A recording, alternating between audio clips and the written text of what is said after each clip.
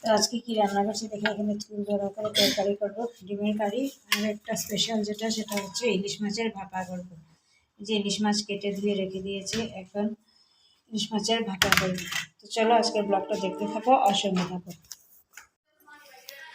তো এখন সন্ধ্যার সময় খাচ্ছি চা, আর এই যে কেকগুলো, এই যে এইগুলো কেক, বেকারির কেকগুলো আর চা। তো চা খেয়ে এখন যাবো টিউশন করতে। টিউশন থেকে এসে তারপরে রাতের রান্না বাড়া।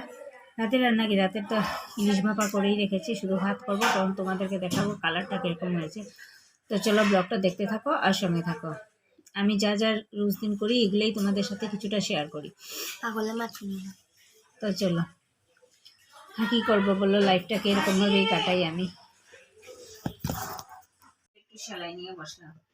এই যে ব্লাউজটাকে আটাচ্ছি, এখানটাকে সেলাই করবো, একটু বড় হয়ে গেছে, অল্টার করছি ব্লাউজটাকে। তো চলো আজকে ভিডিওটাকে এখানে শেষ করছি। যদি কিছু ভালো লেগে থাকে তাহলে লাইক করবে, কমেন্ট করবে, শেয়ার অ্যান্ড সাবস্ক্রাইব অবশ্যই করবে।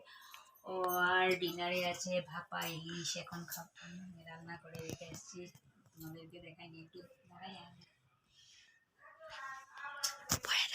তো চলো আজকের ব্লগটাকে এখানেই শেষ করছি। যদি কিছু ভালো লেগে থাকে তাহলে লাইক করবে, কমেন্ট করবে, শেয়ার অ্যান্ড সাবস্ক্রাইব অবশ্যই করবে। Tata, bye bye. আর লাস্টে ভাপা ইলিশের ফটোটাও পেয়ে যাবে।